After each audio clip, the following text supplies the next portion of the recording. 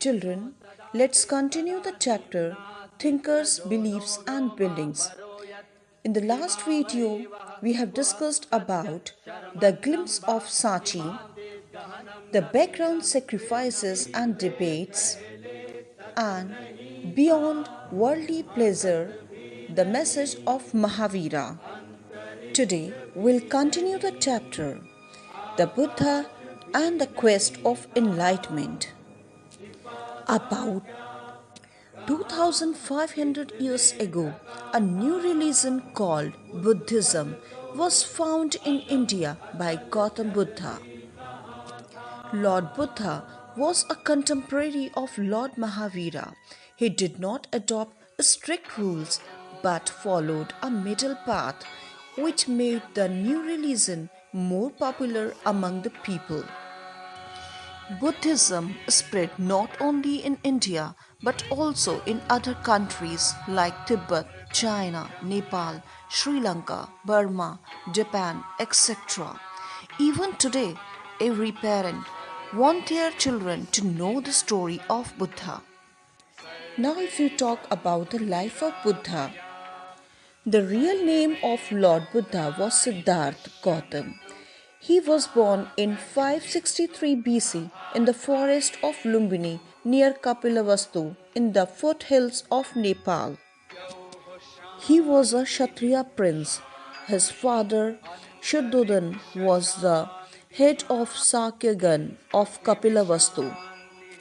His mother was Mahamaya, who passed away when he was just 7 days old. At the age of 19, Siddhartha married a beautiful princess named Yashodhara. They had a son named Rahul. When Siddhartha was born, a wise man told the king that when Siddhartha grew up, he would see things that would make him unhappy and cause him to leave for the forest. The king therefore never allowed Siddhartha to go outside the palace gate. Siddhartha was a bright and happy child who was very caring and gentle. At the age of 19, Siddhartha married a beautiful princess named Yashodhara. They had a son named Rahul. One day, Siddhartha persuaded his servant Channa, "Let's go for a ride outside the palace." On the way, Prince saw a man bent with the age. The prince had never seen an old man before. "What is that, Channa?" he asked. "That is an old man," said Channa. "We will all grow old one day, Prince." The prince was very upset and went back to the palace. After a few days, Prince went out again. That time he saw a very sick man who was crying out in pain. Prince had never seen a sick man before, and so he asked Channa, "Why is that man crying?" "He is sick and is crying in pain," replied Channa. Again Prince was very upset and went back to the palace. Siddhartha was deeply anguished when he saw an old man, a sick man, and a corpse. He realized in that moment that the decay and the destruction of the human body was inevitable. He also saw a homeless mendicant who, it seemed to him, had come to terms with old age, disease, and death and found peace. Siddhartha decided that he too would adopt the same path. When Siddhartha was 29, he left the comforts of his home in search of highest spiritual knowledge. After 7 years, Siddhartha attained enlightenment while meditating under a peepal tree at Bodh Gaya in Bihar. He now became Buddha, that is, the wise one.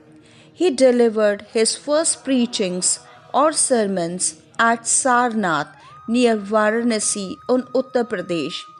He devoted the rest of his life to preach people. He traveled on foot from one place to another. The Lord Buddha's teaching have been reconstructed from stories found mainly in the Sutta Pitaka. The main teachings of Lord Buddha include Four Noble Truths and the Eightfold Path or Ashtangika Marg.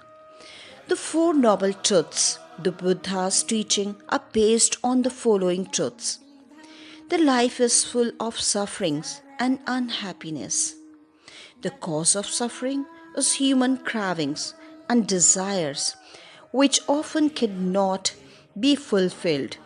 When we get what we want, we are not satisfied and want even more or desire for other things. Lord Buddha called it thirst or tanha. Sufferings can be ended by overcoming desires.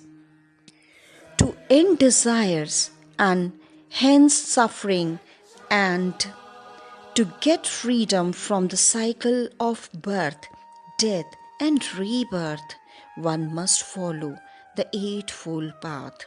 The path leads to nirvana or moksha.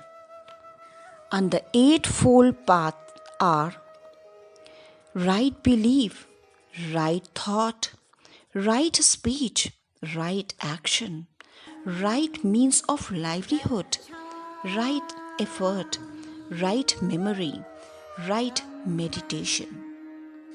Buddha condemned animal sacrifice that were under the Vedic rituals and preached ahimsa or non-violence.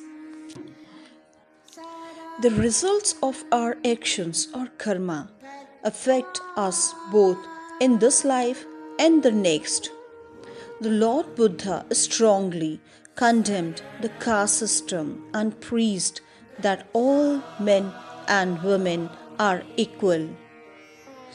He stressed on the moral values such as honesty, non-violence, obedience, and respect for elders, kindness, etc. He encouraged people to think for themselves. There were many ways in which Buddha tried to spread his message to the people. He preached in Prakrit, the language of the ordinary people, so that the people could easily understand his message. It was felt by both Mahavira and Lord Buddha that only those who left their homes could gain true knowledge. These people stayed together in the Sangha. Sangha was an association of those who left their homes. But there were some conditions to join the Sangha.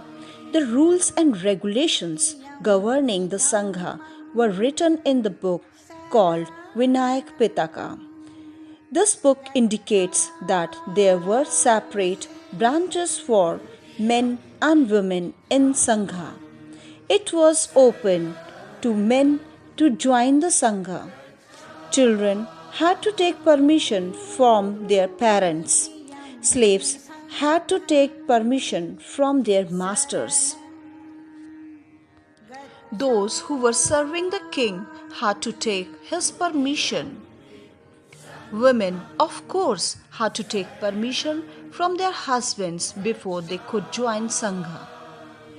Now, if we'll talk about the life in the Sangha, men and women joined the Sangha, led a simple life and meditated for most of the time.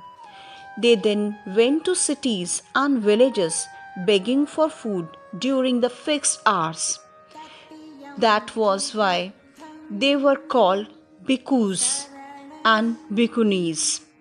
They taught others and helped one another. The people who joined Sangha included Brahmins, Kshatriyas, merchants, laborers, slaves, etc. There were many who wrote down teachings of Buddha. Beautiful poems describing their life at the Sangha were composed by some of them.